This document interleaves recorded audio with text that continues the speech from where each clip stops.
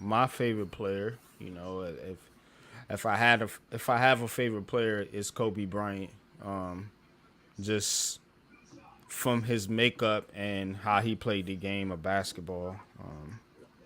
I always admired that. You know what I mean?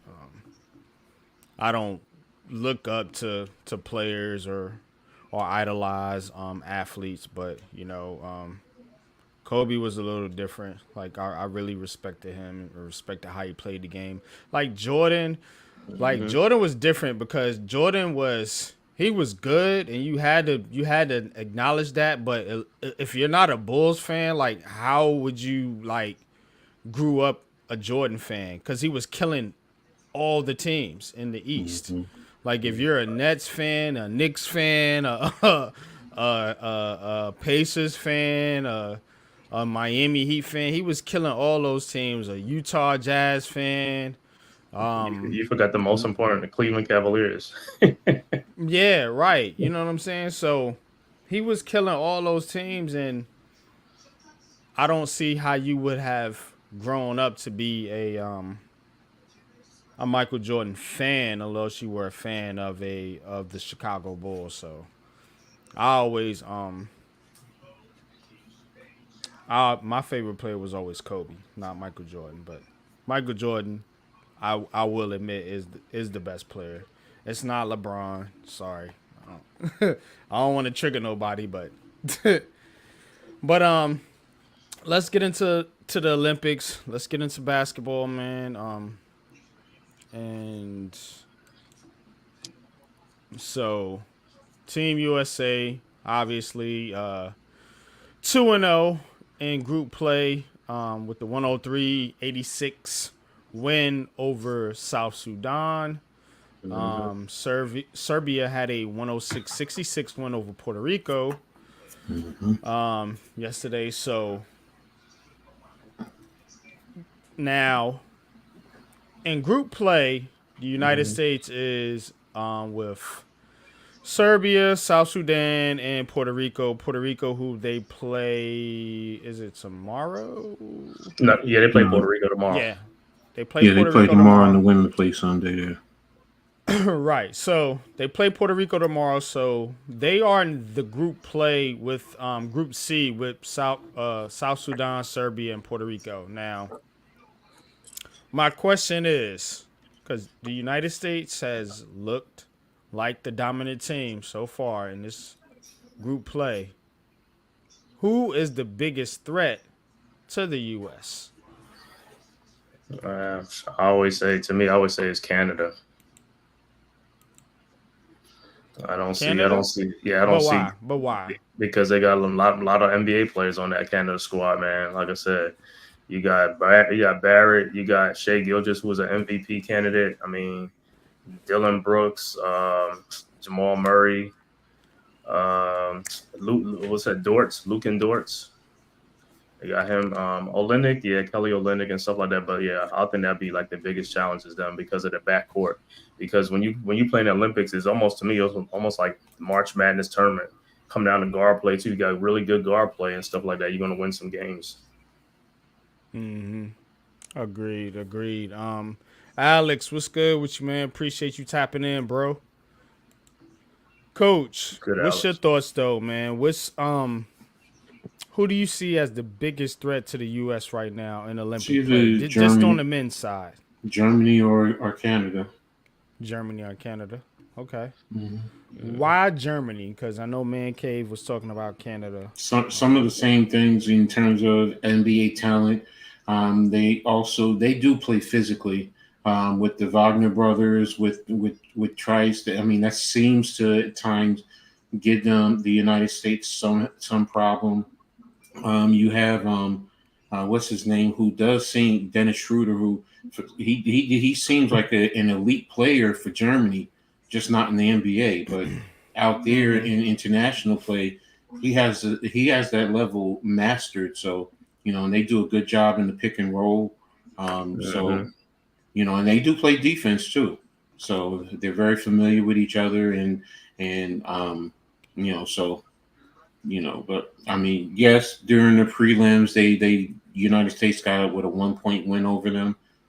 So we'll see. When we play head to head, Canada in the prelims, we totally destroyed them, but it's the prelims, so. Yeah, I think it's France. I think it's France. And the reason I think it's France is because, look, everybody's putting Wemby out there to be the next greatest star player to come, behind LeBron, Pauls, or whatever. And, you got Gobert, who's on the team, correct? And he has something to prove as well. It's people talk Right. shit about Rudy Gobert all the time. So, and I just think that team is going to be the more focused team to try to beat the U.S. Now, I'm not saying it's going to happen. I'm just saying as far as a threat, I think they're the biggest threat because of the dynamics of who people think is going to be one of the great players to come in the game, which is Wembanyama. They lost today though to Germany. Yeah. Yeah, that's cool. That's cool, man. But They'll take that one on the chin. But yeah, I'm trying to see where because you only take the top two from each group, and then the next two. The next two, so I'm trying to see where the standings are. That's only one loss, though. That's what I'm trying to double check to make sure France doesn't have any other losses. I don't think they do. Yeah. They don't. He's just saying they don't. Nah, they don't. I looked at it earlier, but I'll double check. Yeah. Okay. If they only have one loss, then yeah. France is 2-1. Okay. Yeah. Yeah. Then that's fine. Yeah, you're right. So, but then it becomes a matter of seeding then. So if they have that one loss, and I think they're in the same group as Germany. So so then it becomes a matter of seeding. So so you may end up in the first round going up against United States right off the bat. All right. It could be. So, I mean, and then we'll see. We'll see how I roll then. You know what I'm saying? Because then we're gonna see the test for France. Now, like I said, I'm not picking France to win it. I'm just saying I think they can give the US a test. I mean, because look, Germany, yeah, they probably have more experience. But France, I mean, like I said, it's the Wemby factor. If you got LeBron on the US, right? And if Wemby's supposed to be the next LeBron or LeBron type player, which I mean he's very talented. I don't know how people see him per se. I don't feel like he's a transformation. I mean he is, but I don't know if he's gonna extend to that level. You know what I'm saying? We just gotta see because his frame and the way he plays, you know what I'm saying? We just got to see how that plays out. But look, if he's that guy, you're gonna have to prove it in the Olympics, and I want to see what he can do. So and it's gonna be best for him to do that against the United States because those are the players that's in the NBA that he's gonna be competing against. So maybe it's just more of a Wemby thing, you know what I mean? But I do think that that Gobert has something to prove too, because I mean he gets shitted on a lot. Pause. All right. Yeah, man. But what's good, Anthony? What's good, man? Appreciate you tapping in. I know I got a late start, but we're gonna talk some hoops, man. We're gonna talk some hoops. Who do you guys think is talking about the US now? Who do you guys think is the MVP so far on the team?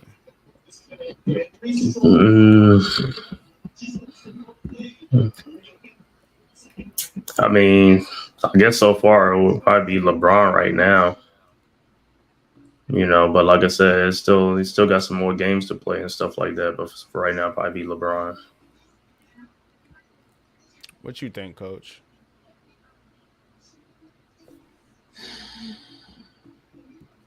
But Durant had that first game though. It's like Mm-hmm. it was unreal. That was really unreal, that first game. But I mean, yeah, LeBron though he's controlling everything. So I mean, I can't disagree with that. So so I mean, you can go LeBron, but KD probably is right there too. So but he's just a scorer. That's really all he is. So LeBron is doing assists. He's taking control. He's playing defense. Especially at an advanced age. So Now, I agree with you guys. Especially with LeBron, Katie. I don't. Nah, but I know. I'm just look. He had a good first game, like Coach said. Good game, man. Good game. But I mean, it's. second game they didn't use him that way. That's why. Yeah, and that's kind of what I wanted to get into next. They're using these players in different lineups, and a lot of people been talking about, oh, they didn't play Embiid and they didn't play Tatum and yada yada yada, but it's a basketball team. Mm-hmm. It's a roster. This is not something to where you have all these minutes to disperse against 12 people. You know what I mean? You have to develop a lineup because in these international players, they have different skill sets on their teams. You're going up against different lineups and different skill sets. And again, I want to emphasize the fact that the United States players haven't played together, right? Prior to this Olympics. So that's why people are bugging out because they're doing these different lineups or whatever. But now, Embiid didn't play this game, and Tatum, I think Tatum set out the first game, right? Tatum and Halliburton, I think. But who's played every game? Right. That's another thing I look at too. Like how is Steve Kerr doing this? Is he going to be playing guys because of like game situations and matchups? You know what I'm saying? I don't. So you just never know. Anthony says, I don't blame Victor. I blame the hype around him coming out of his draft. If he doesn't perform all the way up to that superstar potential, these analysts will be saying he is, then he's a bust. Yeah, I mean, it is. Media driven is detrimental to a lot of these athletes. But again, some benefit from it, some don't.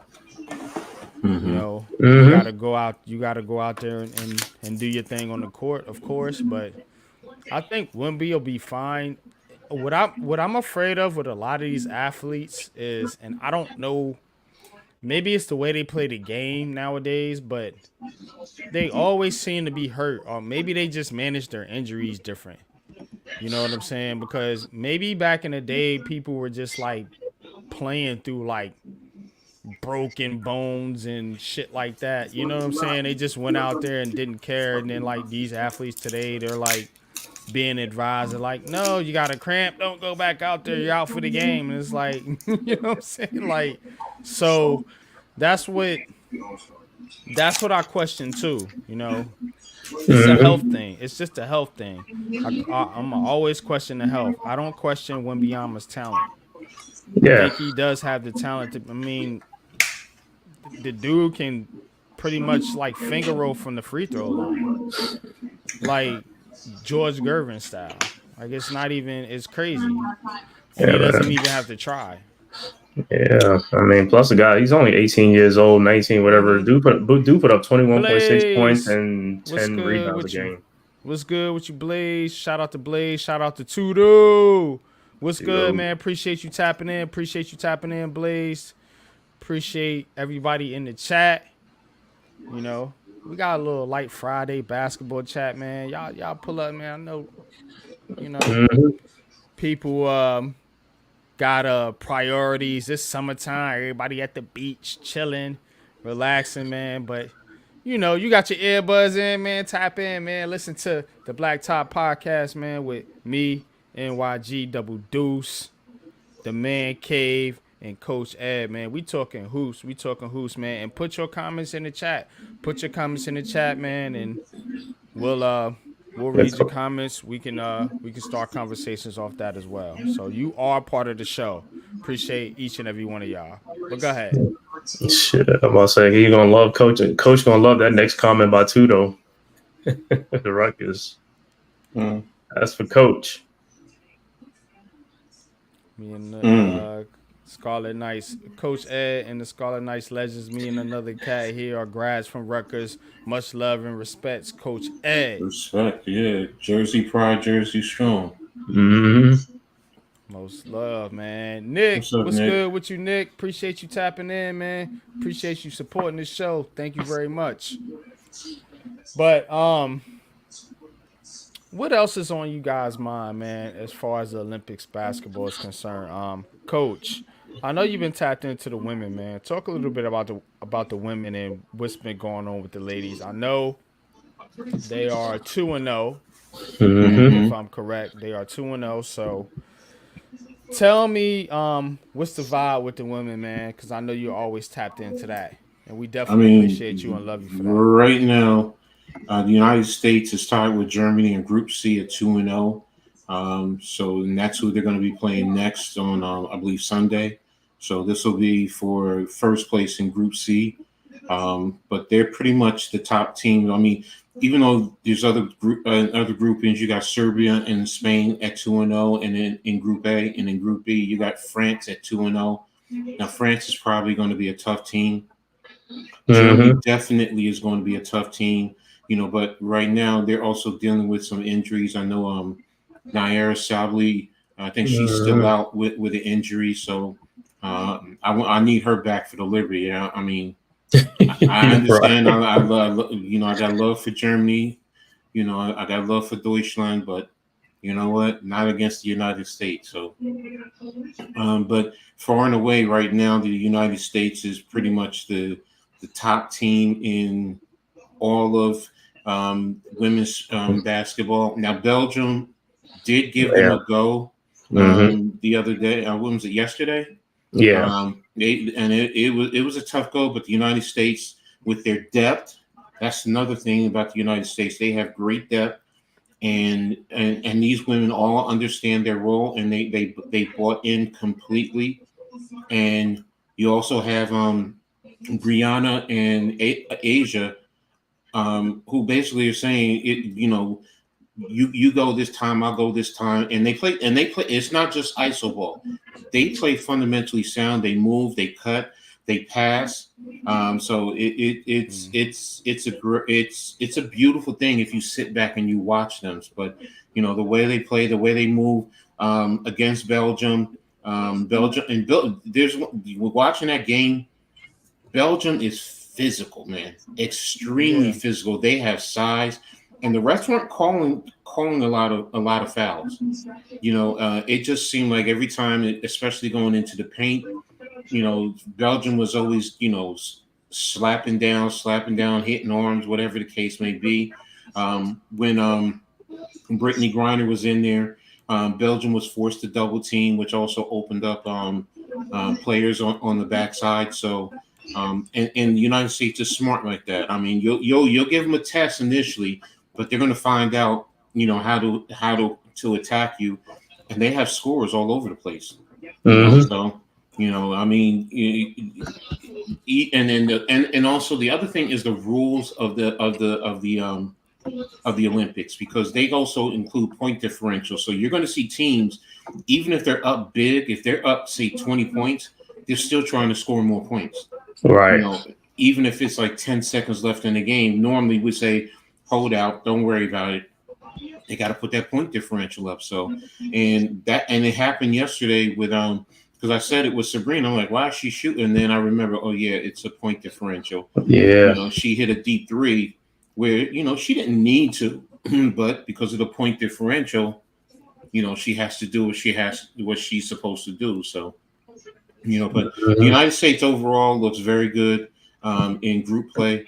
And like I said, this weekend, I think it's Sunday, they play Germany. So that's going to be a big, big game right there. So, Yeah. something. Shout out to Neymar. Shout out to Philly halftime. Appreciate you tapping in, bro. Appreciate you See you tomorrow, bro. appreciate you guys, man, for joining in on the convo. But yeah, like I said, I'm very confident in the women. I'm very confident in the women. Now the Right. men, the men.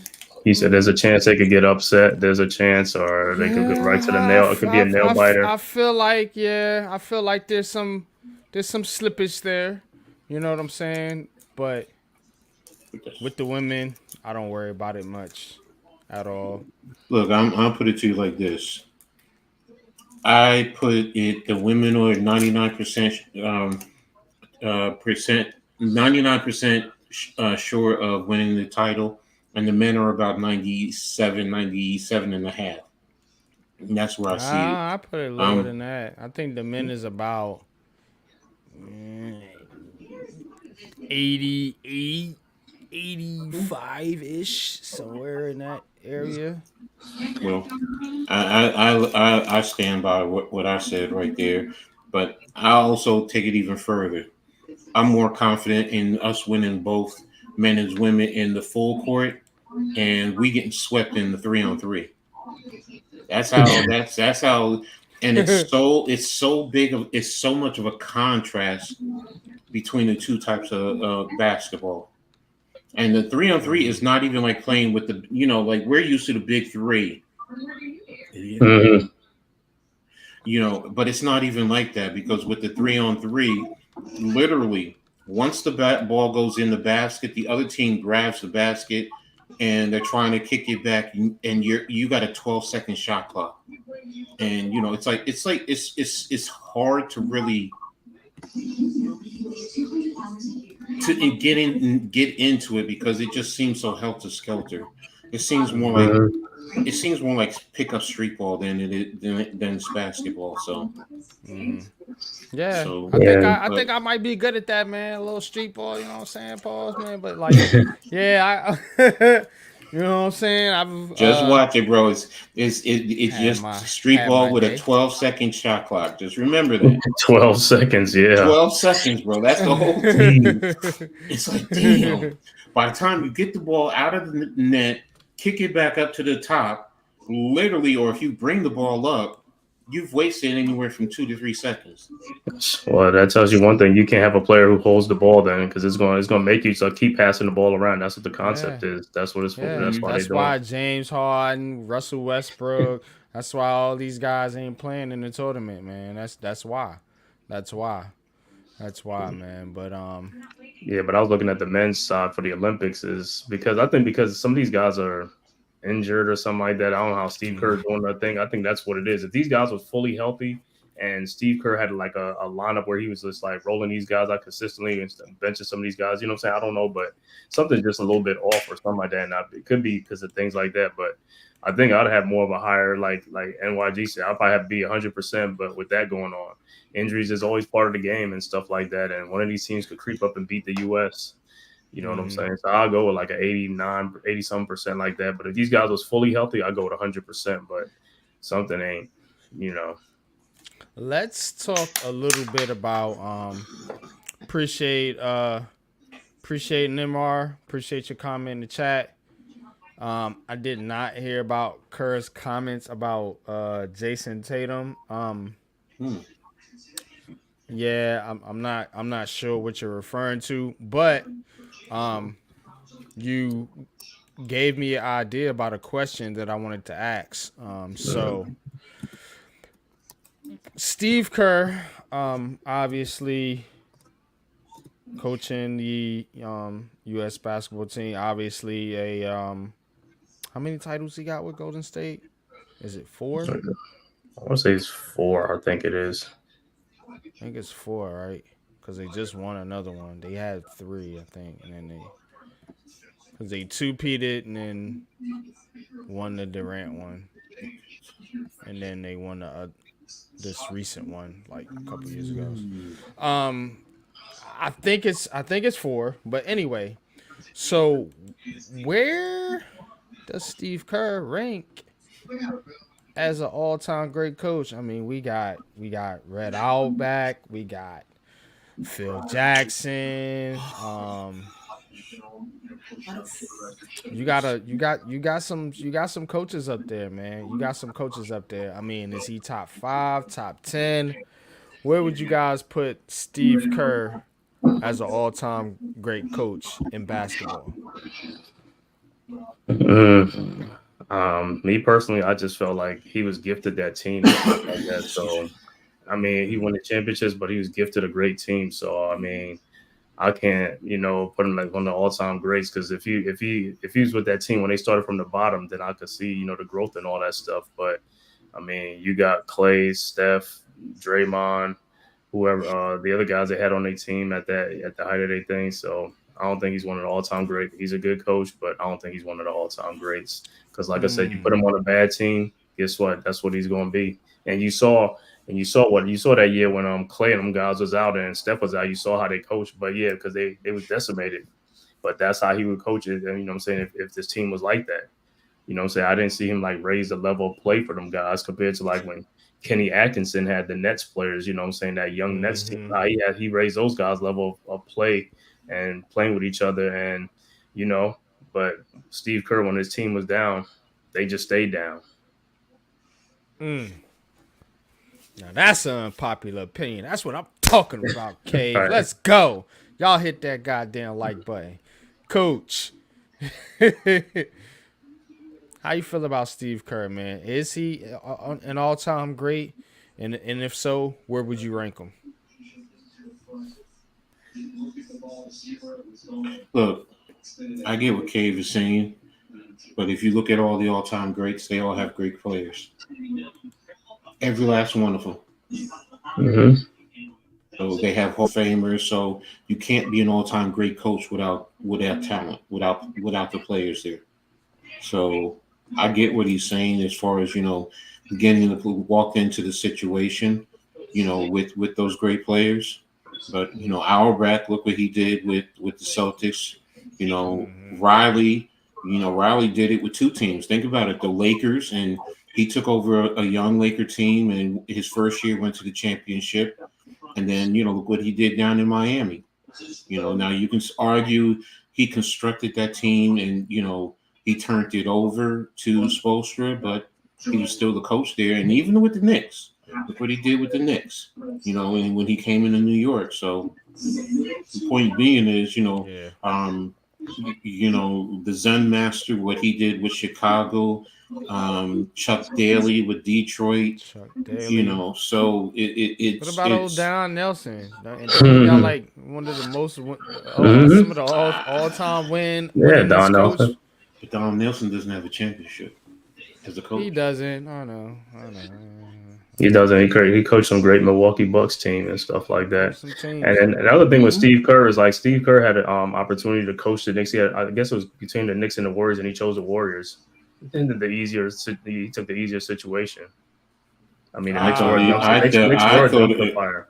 I thought it was more of he just looked at the talent and said I was No, better that's suited. why. That's right. That's Yeah, what I'm saying.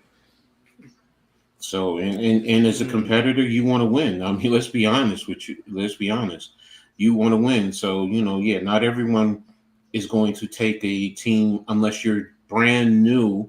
And he was a first time coach, but he had a little cachet from his broadcasting. So Mm-hmm. so What's good? What's good so with you? it's where would I put him?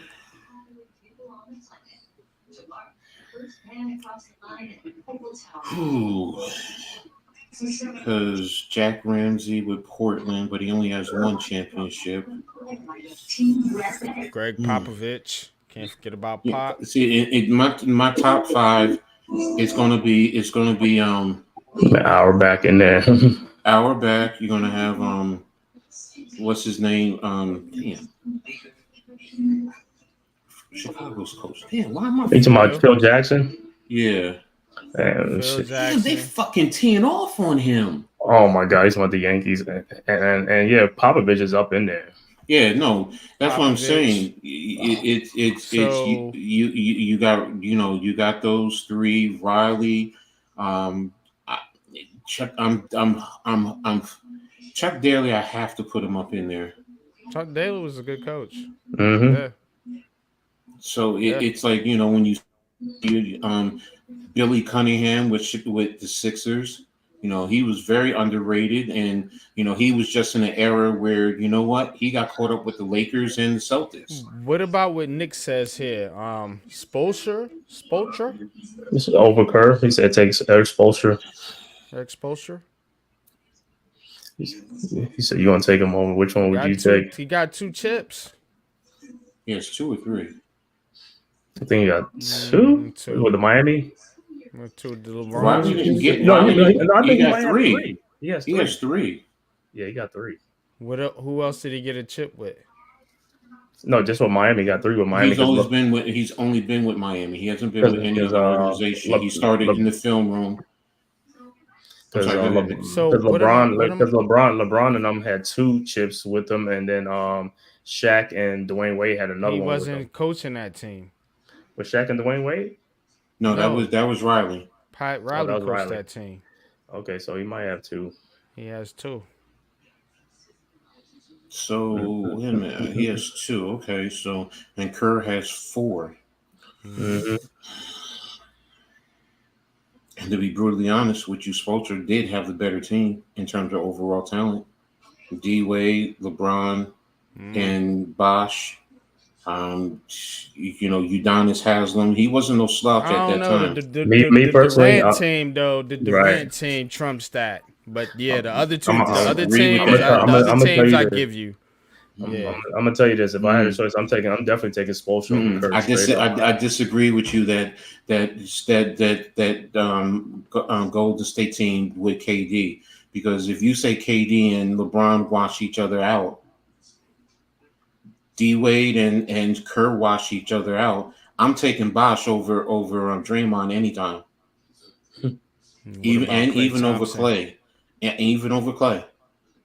Bosh, remember when Bosh was at Toronto? He was a beast. He suppressed what he really was for the betterment of the team. Only reason you have an argument is because I forgot one key piece to that Miami team, and that's Ray Allen. Mm-hmm. Yeah. But see, I'm not even looking at the championship squads. I'm looking at how a coach coaches without that type of talent, and Miami is a respected team with Spoelstra coaching that team. That's true. Without talent, and people, I mean, they play hard. They play what you call it. You know what I'm saying? But no, that's how I look at it. You know what I'm saying? But everybody else's opinion might be different. That's fair. That's fair. That's a great point. That's a very good point. Mm-hmm. So it's just that where do you? If I'm going to put him, pardon me, I have to put him in the top 10 though. Kerr. Oh yeah, I mean he got 4 chips. So yeah, that's something that you can't. If you want to argue Spoelstra, now is it about the chips or is it about the impact to the game and what he's done? Spoelstra has done it at a longer clip than Kerr. Mm-hmm. But Kerr has just he did get those 4 chips. I mean, it's something that you can't. So it's just a matter of Spoelstra did take like a Jimmy Butler team to the final. I mean, like we can't that team was not. I mean, they were what I think something like that. It was like a 6 seed, I think, when they went. No, I thought they were an 8 seed. They got into the play-in. They was no. They talking get to the finals. When they got to the finals, finals. They probably, you know what, they were a play-in and they got to the finals. They were a play-in. Yeah, they were. I thought they was a 7 seed though. So they were a play-in. So they was like maybe they were the 7 seed. I mean, I just remember they were the play-in. Yeah, I just yeah. remember It they was a were in 7 the for play-in. AFC. Yeah, 7 for Yeah, AFC. So if it's a play-in, then it's like what? It's like it's 7 like for AFC. I think it's like 10 or 9, 10 and 9. 7, 8, 9, and 10 are the They Yeah, play-ins. were but they you were like get 9 or in the 10. tournament as a Right, 7 for AFC to play the They next they round. beat right. And no, So they were remember playing. they lost in the first part, and then they had to win to get. And that's So why I they said was they an were the 8 8. seed. They may have Okay. been originally 7, but because they Okay. lost, they had to win the extra game. So then they Okay. were seeded 8. I got you. Okay. Because Yeah, I but remember they were like the Knicks when the Knicks went with San Antonio when they were an 8 seed, and that's why I remember I'm like, Miami is just they were a playing team and they were seeded 7 and then they lost. I think they lost to Atlanta if I'm not mistaken. Yeah, so I mean, I look at it like Spoelstra done been on both sides of it. He's been on talented teams and he's been on untalented teams. He's been on both sides. He's been on the bad teams and the good teams. That's how I look at it. Whereas Kerr's only been on the good teams. That's it. Just that one stop. The Nuggets have 6 final appearances. He said he's he got 6 finals appearances. And he says the Nuggets too. So that's what I'm saying. The Nuggets don't. If I'm reading that correctly, he's saying Spoelstra has 6 appearances, finals appearances, and the Nuggets also too. No, I think he's saying he was a part of the Nuggets on a finals team. I'm thinking. Who? The Nuggets. Wait, he's got 6 Spoelstra has always been with Miami. The Nuggets only won. They only went to the finals once, right? The Nuggets. Yeah, the Nuggets. Yeah. When they won with Jokic. I don't know. But anyway, let's keep it moving, man. So yeah, I just wanted to throw that out there about Kerr. But let's take a look at some of the top teams in college basketball. I'm saying 6 final appearances. The one forgetting was a year. Okay, against the Nuggets. Okay. Oh, okay. Okay, I got you. He's been there 6 times. That one he lost, last one he lost was against the Nuggets. That's the one with Butler and took him to the finals, right? Okay. Okay. Big Pat, what's good with you, bro? Hey, what's going on, man? Just had to come in and check in with you guys real quick. What's good, bro? What's good? What's up, Pat? Yeah, hey, trying to upload this video for this training camp. Yeah, talking some little hardwood b-ball right now. Some college basketball. You know what I'm saying? I'll be on the greatest coaches in the NBA, man. That's once you start talking coaches, you gonna have me locked in. Pat. So I'm gonna ask Pat this, because he came in late. So we'll get his answer, then we'll switch over to college basketball. Where do you have Steve Kerr as an all-time great coach? And if so, where does he rank in basketball? An all-time great coach? Yeah, Steve Kerr. Just think about it for a second. So you got Red Auerbach, you got guys like Pat Riley, you got Phil Jackson. You got Greg Popovich. I don't know about all that. He does have 4 championships, though. He does have 4 rings. Yeah, Lenny Wilkins. I forgot about Lenny Wilkins too. Damn, Lenny Wilkins was nice. But Wilkins had, wait a minute, how many rings? I mean, how many championships as a coach? He only has 1 as a coach. I think he only has 1 as a coach. He has 1 as a coach, 1 as a player. That's why we're saying as a coach, all-time great as a coach. As a coach. Yeah, just as a coach. Considering the rings, She got Bill Russell got some rings too as a player and a coach. I think Bill Russell got 2. I think he has 2. I think he has 9 as a player. And then Coach said, who you said, Chuck Daly. Remember, he got the 2 with the Pistons. Chuck Daly with the Pistons. I'll say this. If you're going to base it off championships, yes, you have to put him up there. But as far as a coach, all those dudes are levels above him as a coach. Because to be honest with you, he had a squad. They coach themselves out there. To be honest with you, They all have squads. Yeah, Red Auerbach, look. But those guys build their team. But those guys build their team, though. Give me like 2 minutes to talk with Coach real quick before you go to the next subject. Not trying to take over your show, big dog. Nah, go ahead, man. This is good stuff. Y'all hit that like button. Yeah, pull him. Compare him to Popovich. No. I'm not even going to do that. I'm just going coaching styles. Just coaching styles. Okay. I'm not saying is he better. I'm just talking about coaching styles. When you put Popovich and Kerr on the court together, who you think is going to be the better coach as far as coaching his team? And is talent equal across the board? Then I'm going Popovich. With Popovich's teams and the Kerr's teams, let's just compare teams. I think those Spurs teams can beat those Warriors teams. Exactly. No, I agree with that. No, I fully agree with that. Even in today's era, because they have the inside and the outside. They also that Spurs team can also play great defense. Not saying that the Warriors don't, because they do, but not at an elite level compared to those Spurs teams. Okay, so I'm with you there. Those Phil Jackson Bulls and Lakers teams. I think both those teams can punish the Warriors in the 7-game series. Because when you definitely the Bulls, I think they. What about Larry Brown and the Pistons? I mean, Larry Brown was a hell of a coach, and he did it with those Pistons teams without. He only won one though with the Pistons. He only won one. That's what hurts him, because he had some great teams. Because think about that Sixers team where they lost to the Lakers with AI, and I'm not saying Larry Brown wasn't a good coach. He definitely was, but I have a heart.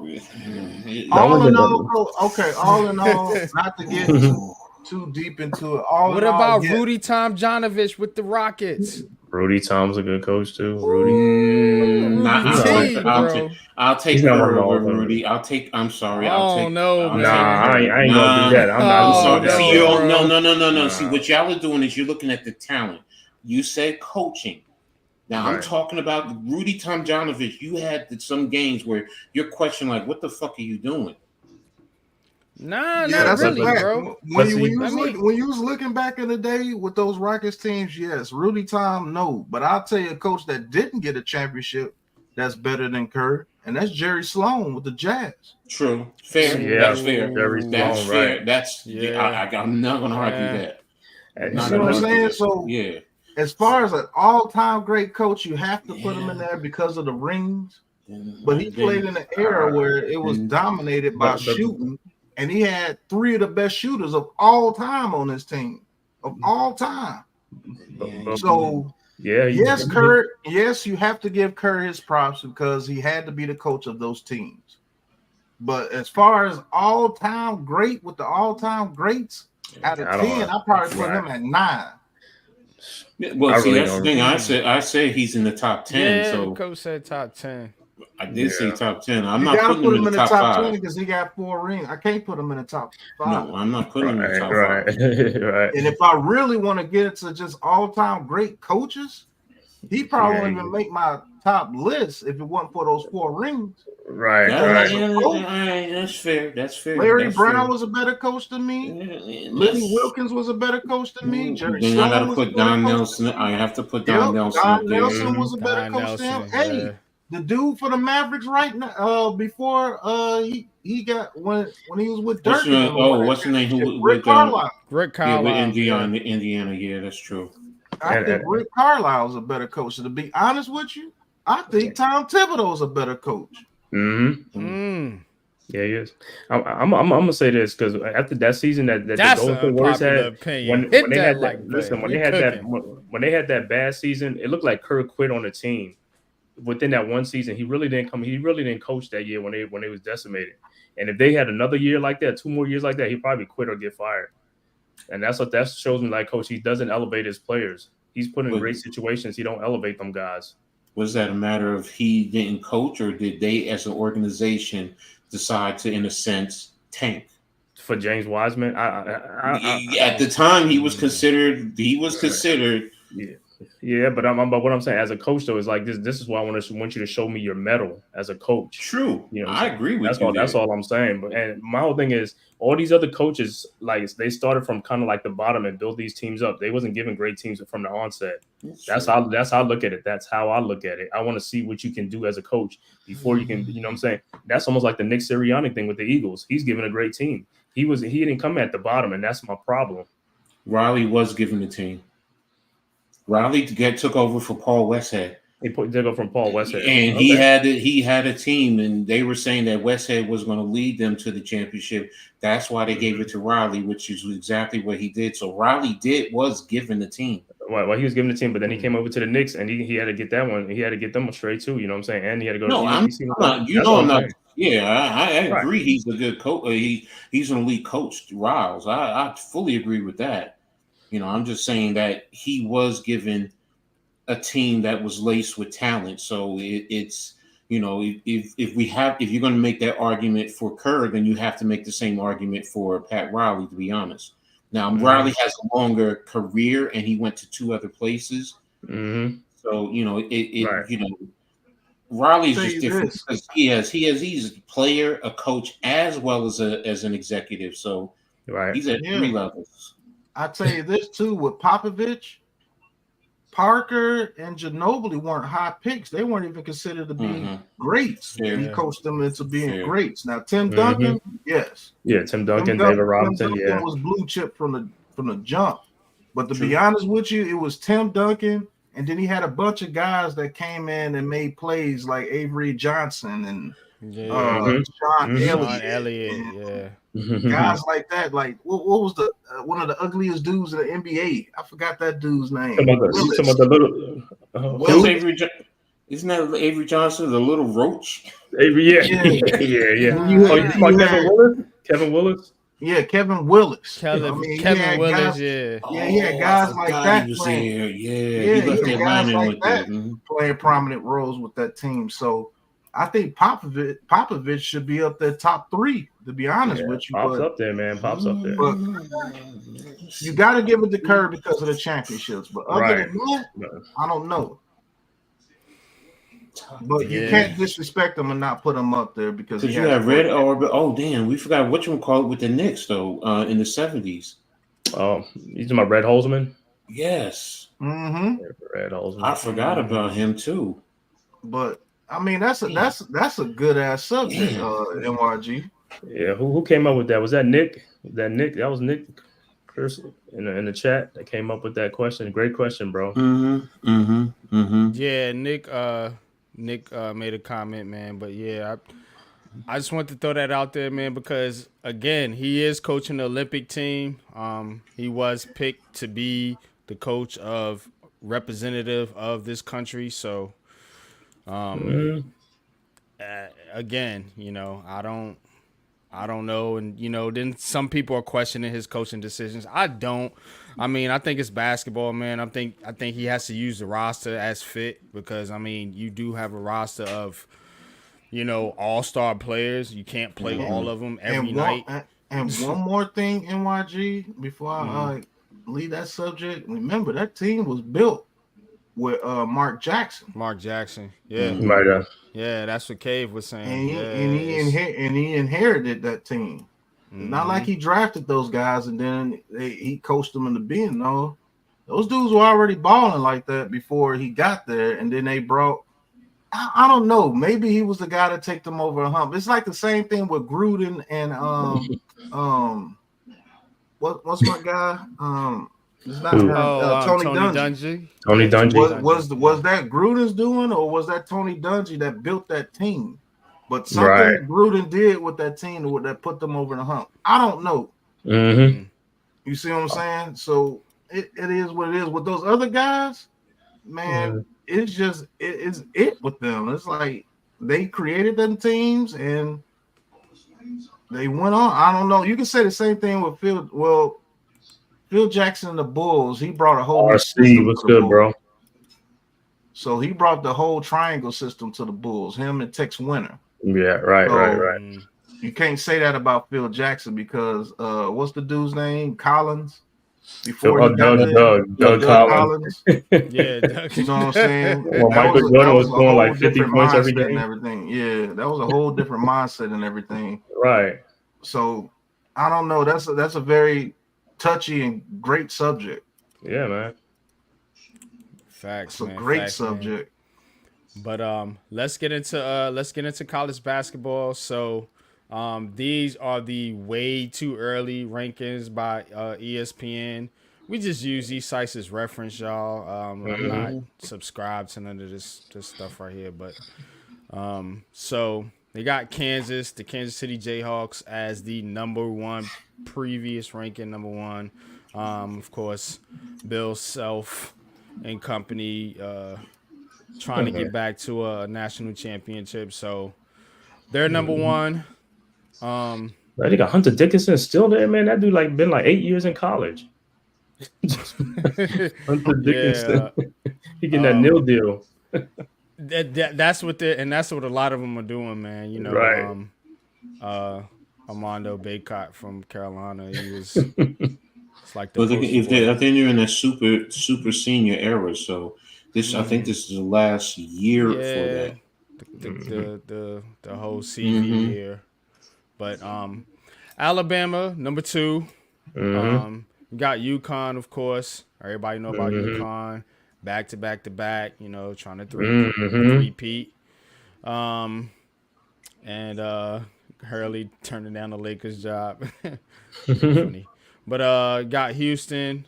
Interesting. Gonzaga, Baylor, Iowa State. The cycle. Iowa State, my bad. But Duke, number 8. There you go. It's your boy Cooper Flag. Oh man, number 1 recruit. Cooper Flag, that dude, boy. I think there's a better dude than him, but we'll get there. So we got Arizona, number 9. Arizona's always a good team, sneaky team. Caleb Love, another one still there too. Caleb Love. There go my Tar Heels coming in at number 10. RJ Davis back again for another one. But that definitely helps us score. Ian Jackson, watch out for him. Auburn, Texas A&M, Tennessee, Arkansas, Creighton, Purdue, post-Sac Edey era. In post-Sac, they dropped 15 spots. Marquette, Indiana. Indiana's always around there too. I don't know how. Yeah, for real, they always around, bro. Oh, coach, they got your boy from Jersey on there, Mackenzie Mbako. Okay. Yeah, Indiana. But Cincinnati, Ole Miss, Florida.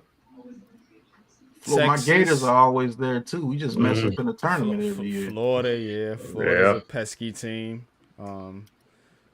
Texas, Kentucky. Wow, Kentucky. Usually up there in the top. Yeah, they lost some recruits with Calipari. Yeah, with Calipari. So yep. Calipari took all his recruits. UCLA and Rutgers. Just Scarlet Knights. The Scarlet Knights. With chugging up along. But the starting lineup is wrong. I can tell you that much. Bailey. The starting lineup is wrong. Jordan DeCack is not starting. There's no way Jordan DeCack is starting. Good defensive player coming from Merrimack, but if you watch his film, a lot of the stuff. Now, look, he's an elite defender, got a lot of steals, and then got breakaways. That's how he was averaging 17 points. But he has no offensive game. He has none. So he has to develop that. He has to be more consistent. So for them to, I forgot who would I put in this starting lineup? I forgot I had it. It's either going to be Acuff, who they brought over from Eastern Michigan, the number 8 scorer in the country. Acuff, yeah. And Agboli might start at center because he's a 6'11", but he's still developing. They brought him over from JUCO last year. Because right here with this, you have no size. Because Harper's 6'7", Jay Will is 6'4", Jordan is 6'5", Ace is 6'10", 6'11", and Martini is 6'7", 6'8". So you wouldn't have any size over that. But Agbali is I think he's like 6'10", 6'11", and about 270, 280. So that's one. Or if you go Acuff, if you want to do that, Acuff is a volume scorer. He's not, So I think they're putting Jakak over there because of his defense and because it's Pikel. Pikel definitely does play good defense. Yeah, well, this is a way too early ranking from ESPN, so Right. can't take too much into it, man. But obviously, man, the topic here is Dylan Harper and Ace Bailey. Now, Ace Bailey, when you talked about Cooper Flag, Pat, this kid Ace Bailey. Oh yeah, Ace Bailey is a truth too. He's better than Cooper Flag. He's that dude. And I am hoping and wishing that the Brooklyn what team Nets did he go to? Can get him next year. He's on Rutgers. He's on Rutgers. That's what we're looking at. Rutgers. They got Ace Bailey and Dylan Harper, who was number Harper 4. was number 3. Well, yeah. 3. Well, they got it confused. I don't know why they put 3 here and 4 here, but they just do the rankings and then but they were basically back to back, these two. So Rutgers got the top 2 of the top 5 in the country. That number 4 is the ESPN Top 100. The number 3 was where their potential draft spot. Okay. Yeah, I'm looking at it now. Yeah, the number 2 and 3 players in 100 respectively. Well, right here it says 2 and 3 and players in ESPN 100, and then right here it says 4 in ESPN 100, and then 2 in ESPN that does 100. seem confusing. Because there's supposed to be 2 or 3 in the draft. Maybe that's what he meant. So, like you said, don't take too much into it. I don't care. Yeah, man. But so I just want to run that down, man, real quick for you guys. Hell no, Nimar. Trae Young. Trae Young. What the hell? The Knicks are fine. The Knicks got everything they need. Nimar. No, stop it. What's good, bro? Nemar's just he wants the ratings. He wants the ratings. He does what he wants. I'm talking about ratings on this thing right now. That's what he wants. Man, Nemar's starting some shit, ain't he? Yo, you gotta give Nemar a wrench. You guys get a wrench, right? That was Trae Young. Hell no. Hell no. I'll take Brunson over Trae Young right now. Trae Young, I mean, absolutely, I'm taking Brunson over Trae Young. Trae Young is, man. I mean, he's a good player, but he's not that dude that's gonna take you to a championship. I'm sorry. But yeah, as far as the college basketball, like I said, the one guy that everybody keeps overlooking and keeps forgetting about, the freshman, is a dude from Baylor, and then some of VJ Edgecombe. That dude is nice.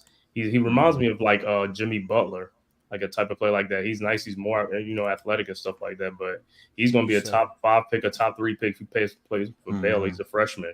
But VJ Edgecombe, his name is always get left out. He played with Cayenne Anthony at Long Island Lutheran. Oh, he's number 3. Yeah, VJ Edgecombe. Yeah, everybody keeps forgetting about him. You know what I'm saying? They say his names and stuff, but he's going to be nice. Peace, fellas. Jeremy Roach went over there from Duke. Yep. Yeah, he got that nil deal. Oh, shoot. He got that nil deal, bro. What's up, gentlemen? Everybody good? E, what's good, E? Yo, many blessings, man. Enjoying the tail end of my weekend, my last couple of days in Vegas, business-wise, and then I come back out here for the personals. But I heard yes, sir. I thought that was Anderson Hunt. You got that UNLV all down, like. Now, first of all, you're gonna have some respect, okay? And let's get that out there. Anderson Hunt was the least of the players that we gonna get. First of all, let's get 30 seconds and get this man in the light pause for a minute and let him know who's who in this world. All right. Now that we got the light on, you better respect who this is, brother. Number 4. You see who that is? Yeah. Yeah. The one and only, brother. The one and only. And I'm wearing it well, too. We ain't got to tell you. I know already. Thank you, brother. Nah, but you got to be a definite historian of basketball to know the Tarkanian era and to say the name Anderson Hunt, who was the least heralded out of those guys, who had one of possibly the most talent, but it never translated to the league. You know what you're talking about, bro. You got the towel? You chewing on the towel? Yeah, I did. Right here. There you go. Hard. E, right there. What's up, baby? What's your thoughts on VJ Eskrim going to Baylor? You want my true thoughts? Yeah, what's your thoughts? What you think about the player? That's who we was just I talking think about. Now, are we talking about skill set or level at this moment? I just want to make sure I come into the right conversation. Well, the thing was, K brought up that a lot of people forgetting about this kid, man, because we're talking about, Ace Bailey, Dylan Harper, of course, with Baylor, and then Cooper Flag with Duke. Where does this kid fit in? So kind of give me your analysis on him, if you don't mind. I think that he is going to be he's an uber kid. If we want to look at his base, he's an uber kid. He has all the measurables already for his age, right? For what he does on the court. I think he has to be more of a consistent defensive player, right? The speed of the game is going to definitely test him when he gets to whatever level, which is next, right? He's not gonna play in a conference that really is gonna test him defensively until if they make it to the NCAA tournament, because then he's gonna be playing the best of the best in a one and done situation, which will allow the pressure also to show what he is under that type of microscope. So my thoughts, just to break it down really quick and not be too long-winded, is I think he is going to be a great player, but he could go wrong in two areas. If he doesn't pick it up defensively, he's going to be looked at as a turnstile. But can he also pick up the tutelage? I think he's a kid that's coachable, and that if he gets under the right senseis, he'll be fine. Okay. So to kind of move it along here, we're talking about some of the top teams in college basketball. Who are some of the players you guys are looking out for this season? If you have a favorite team, you can shout out the favorite player on your favorite team, or if you've been, you kind of like us, we kind of scout and kind of look a little bit deeper, give me some of your players that you guys are looking out for this season. You already know with me who I'm looking for. I know who's going. He was going off. Nah, whoever. Y'all okay. I'm just listening. I just threw it out there. You know not to ask me. You know who I'm going to say. So it doesn't even matter. It's y'all take it from there. Okay. Because I'm just going to sit here and talk records. No, I'll say this. In all fairness, I want to see what Cliff is going to do with Alabama. You left Rutgers. You left for the money and you left for the prime time. And I get it. And you look at Alabama because you figure it may also help your draft status. He's going to have to improve his scoring. Where, let me see what you're going to do. Personally speaking, I do think he made a mistake because he had the talent around him that would have opened the floor for him and allowed him to eat. But okay, you went to Alabama. I want to see what he's going to do at Alabama over there and playing in the SEC and playing for the number 2 ranked team, because now the target is on your back, as opposed to playing at Rutgers where, everybody's going to say, oh, it's Rutgers, let's see. Yeah. But you know these kids. You know these kids is all about that money too, man. That's what it's mainly about. They moving around because of that money situation, man. It's not so much they want to leave a school. That's what the main thing is. I mean, and who's to fault them for that? You know what I'm saying? So, but again, you know what I'm saying? Right. This is what we talking about, man. You know, because look, these companies and these leagues and so on and so forth, man, they make money beyond money that you guys don't even know that they make. Right. And, you know, to not let a kid, you know, especially kids coming from poverty areas, get a smidget of the pie is disrespectful when you're making so much money off that. If you were just legitimately, like honestly, just going out there just playing sports, you know, kind of like in a little league or rec league situation, okay, you know, there's no need for that. But at that level, of course, you have to do that. And now, you know, it's gonna take things to another level. And you know, a lot of these older minded coaches and things like that, they're not feeling that, man, because it's changing the way they recruit and the way they do things. And you know, a lot of people are reluctant to change. So Right. that's some of the stuff that we talk about, man. But I'm looking, of course, for Ian Jackson, Carolina. I Hmm. think he's gonna be solid for Carolina. Of course, Ace Bailey, Hmm. and I mean,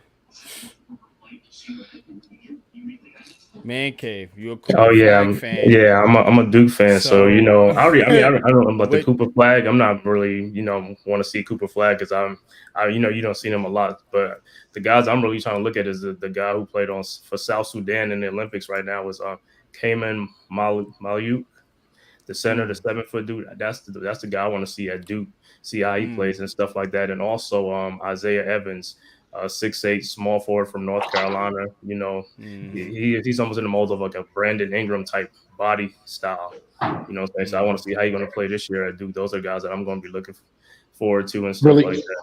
I don't want to interrupt anybody. Really quick, you guys are going to be on for a while, right? Yeah. I usually wrap this show up around an hour ish, and we're right at the hour 10 ish mark. So we got about one more subject to get into, and then I'm gonna wrap up. Yeah. You I guys know. can hear me? Yeah. Yeah. We Okay. got you. Now, Did we lose you for a minute? yeah, because I'm walking through the resort. So you, Oh, Oh, okay. okay. Yeah, just tap in if you can later, bro. If not, you already know what it is. Just hit my line. Yeah. Yeah, I think he froze up. He froze. Yeah, he walking He's through in the the thing. It's all matrix. good. But all right. Can you hear me now? Yeah. yeah, you good. Okay. Yeah. You guys are going to be here for a while. No, actually, I'm gonna wrap up here in about 15 minutes. Lost him again. Yeah, he's going in and out. All right. Well, we'll get back to E, but so Cave, you gave us. Apologies. Apologies. You guys can hear me? Yeah, we got you Okay. again. But Okay. So you guys, I was asking, you guys are going to be here for a while, right? and I was saying no, we're not. Actually, I'm gonna wrap up here in a minute. I'm upset Pause. at you, but I'll express that off air. I'll express that off air. But Yeah, listen, thanks for letting me just chime in for the little bit yeah, of we're time gonna. that we did have. I'm running around right now. You already know why NYG. I just got a great call, so we'll talk. Man Cave, I love you, Facts. brother. It's so good to see you doing your thing. You look good over there, King. And Coach, whatever. I love you, brother. I love for you too, bro. You know it. All right, E.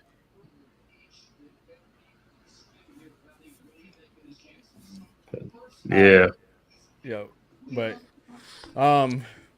so that's that. what else did I have here? Season review. Yeah, WNBA second half. WNBA. Now, where's my banner? Right. But so New York Liberty 21-4. Connecticut Sun 18-6. Lynx 17-8. Seattle Storm 17-8. Vegas 16-8. Phoenix 13-12. The Fever 11-15. Chicago 10-14.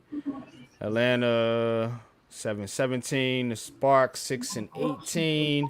Mystics 6-19, and the Dallas Wings 6-19. So,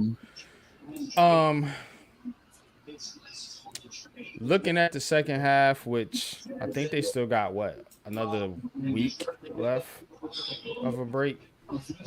Yeah. I think they come back on the 15th. Maybe like 10 days, something like that. The 15th. Well, yeah, 2 weeks. Okay, so 2 weeks, pretty much.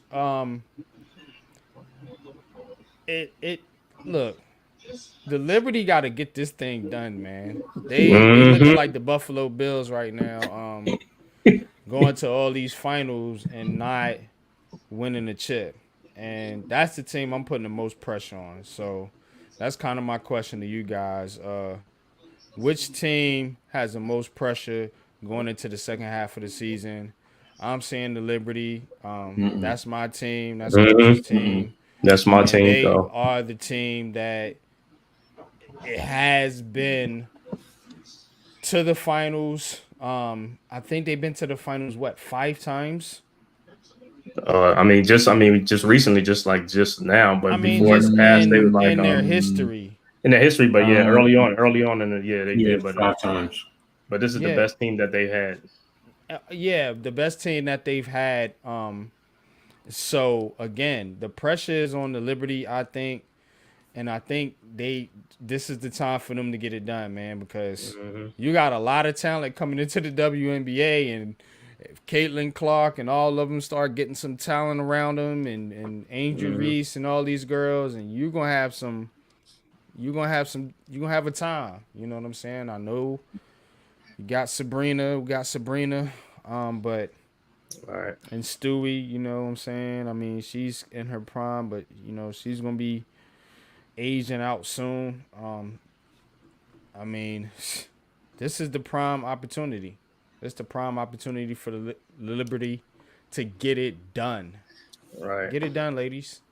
Get it done. Yeah. But Coach, Cave, what's you guys is Pat? If you got any comments on the subject, what's your guys is outlook for the WNBA second half, and who has the most pressure to in the second half of the season?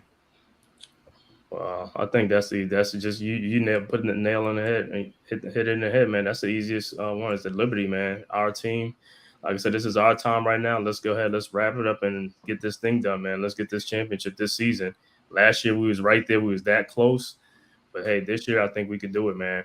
I mean, it kind of sucks. Like the Liberty, actually, if you really look at it, one of the top guards that they picked, you know, her career was over within less than a year. Asia Durr, because if Asia Durr would have been like really healthy and on point, I mean, that would have been a sick backcourt with her and Sabrina. But Asia Durr never really, you know, got sick, and then COVID thing and all that stuff, and it was all out the door. But like I said, this is our opportunity right here to win it. I mean, the Aces already already won championships. Let's go on and get this championship, like you said, because hey, from here on in, the competition is going to get even better and better. We got girls coming out of college and stuff like that, and we all know the more you win, you're at the bottom of the draft, so you ain't gonna get those type of players. You know what I'm saying? So we got to take advantage of it. Let's get it done. Bring it home. But yeah, the Liberty has the most pressure to me to try to finally win this first championship for the organization. Absolutely. Coach, you follow the league real closely. What's your thoughts on who has the most pressure going into the second half of the season? It's going to be different reasons for different pressures. I mean, of course, the Liberty and the Sun to get their first WNBA championship, Okay. but it's also the Las Vegas Aces.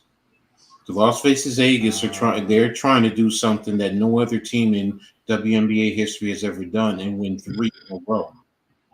That's what they're trying to do. So that's also that there's pressure for that. So, and they want to make histories, and that's going to stamp and solidify themselves as, probably the best dynasty in the WNBA. So, because right now, you can always make the argument it's the Houston Comets, who are now defunct, and I wish they never were. They should have Yeah, I been. know. But, yeah, the Liberty, of course, to get their first one, being there so many times, being the last original team to not win have won a championship. Yeah, you can make your argument is so valid. Same thing with Connecticut. They've never won a WNBA championship, and they're considered one of the top teams in the league. So, those two teams have to, get they have to get their first one. New York has to maintain their lead. They cannot give up the top spot because that's gonna basically mean that everything comes through New York to get the championship. And that I'm not saying that's an easy championship win, but it puts you in a better position. You'll have the fan support no matter what. So, that's why they need to maintain. Right now, they're at 25 games. So they have 15 games left, and they're 2.5 in the lead over Connecticut. So, and they're only 4.5 over Vegas off over that. So, as you see, the top spot is really there is no major difference with 15 games left in the season. So, so yes, if you want to make the argument, the Liberty to get that first championship, yes, I'm with you. But same thing with Connecticut, same thing with Vegas for different reasons. Mm-hmm. Yeah, absolutely, man. Absolutely. As we look at the standings here, of course, let me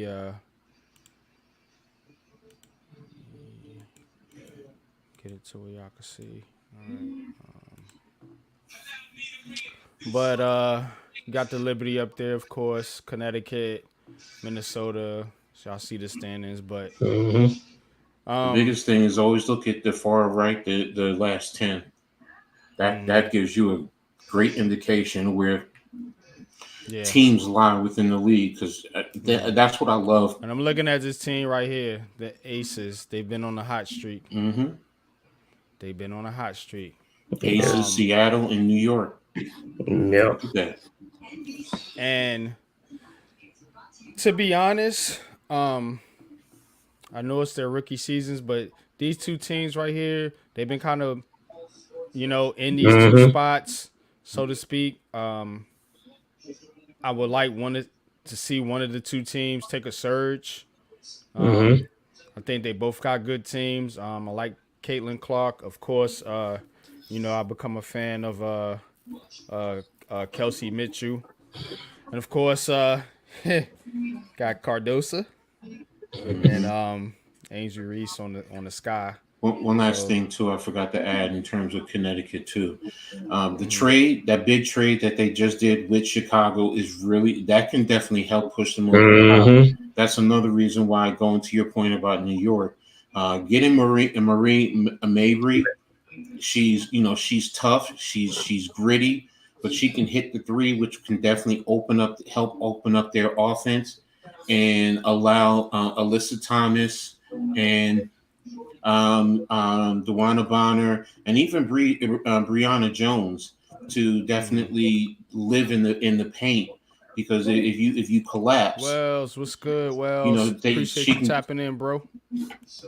They can kick the ball out. And what's up, Wells? They can kick the ball out, and you have a deadly 3-point shooter. So, that's another reason why for New York it's now they're playing well as a team, New York. But I mean, will this break hurt them or help them? Right. That is a good question, Coach. Will it hurt them or help them? I mean, you can make the argument for every team. Connecticut has players that are playing in the Olympics. I think every team does. Mm-hmm. Dallas does, yes, because of Satu. Let me double check. I mean, because you also have international players who Sammy Whitcomb is playing for Seattle along with Jewel Lloyd, Connecticut. What's the name? Collier's playing with Minnesota. We already know about the Aces. We know about the Mercury. No Fever. Oh wait a minute, no. Do they have anybody internationally? I think Chicago does. Atlanta doesn't. The Sparks, well, whatchamacallit is playing in the 3-on-3. The Mystics, what's her name, is playing for Belgium. And yeah, so pretty much every team has somebody who's playing in the Olympics. So, but yeah, to the point, I think it's going to hurt initially. It's going to hurt some teams. Now Vegas, because you have so many players and they've been playing together for so long, I don't think it'll hurt them as much. New York, and then also Nyara being hurt for Germany could also hurt New York. When they come back. So I mean, it could hurt New York. It definitely can, bro, and that can be a big concern. That should be a big concern. Yeah. I don't know. I think having a veteran team, you know what I'm saying?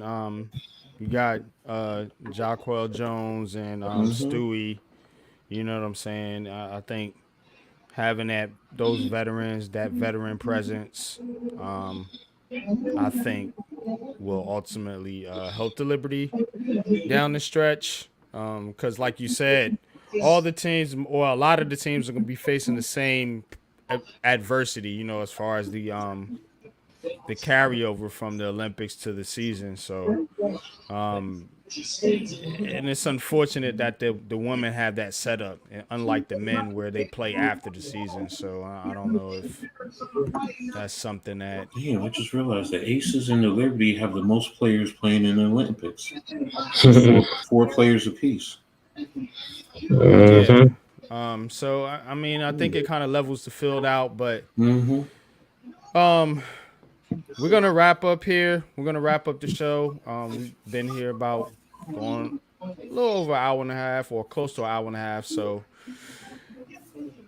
gonna go around the room, gonna go around the panel, give us your last thoughts, and tell the people what you got going on and where they can find you at for the rest of the week and going into the weekend, as we are getting things revved up here with the Big Blue Crew Sports Network.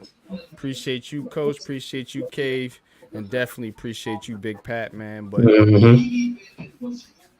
Cave, we'll start with you. What you got going on, bro? Tell the people where they can find you at. You can find me at the Man Cave Podcast on YouTube channel, and also on Twitter. You can find me at the Man Cave _SGod on Twitter. And like I said, tomorrow I'm thinking I'm doing a live stream tomorrow, 11:15. I'm doing that Olympic game with the USA and Puerto Rico tomorrow morning. So you guys in the chat and panels, like, so you guys could tap on in there and stuff like that. I'll be on there live doing that game and stuff like that, because I got some other things to do later on, that day Saturday. But yeah, I'm definitely gonna do the live stream for the Olympic game, USA versus Puerto Rico. Because they be coming on all different hours and stuff. So I was finally able to catch them on the game tomorrow. Do that tomorrow. I don't know what you guys are, I'm saying? You have to tap in if you up, whatever you're doing, For sure. Most definitely. So I'll be there tomorrow, 11:15, doing that game. And then Sunday, what I'm saying, Giants conversation with you guys at 11:45 in the morning or 12 noon. Coach, what you got going on, Coach? Coach is locked in, man. What's going on, man? Give us an update, man. What's happening, man? I actually turned off. I actually turned off the baseball game. I just don't talk bad? about it. You turned it off. No. I get reminders of certain show. I'm old school. Hogan's Hero. I mean, I'm just like Hogan. You know, my dad got me hooked on that as a kid, so that was his favorite show. So, but What's up, man? tomorrow, 2 o'clock, I have halftime coaching adjustment show with me in Philly halftime. Um, I know we said Lou's going to be on, but unfortunately Lou can't be there, so we'll support him in everything that he's doing. So we'll get him on another show. Sunday, rocking with you, and I'm probably going to cover the women's game at 3 o'clock on Sunday against Germany, because that's going to be a bit. Is this three? No. Wait a minute. I think it's 3 o'clock. I think you're talking about Germany, USA women's. No, I think it's at 11:15. Games. It is. It is 11:15 on Sunday. It's 11:15 on Sunday. Germany and USA.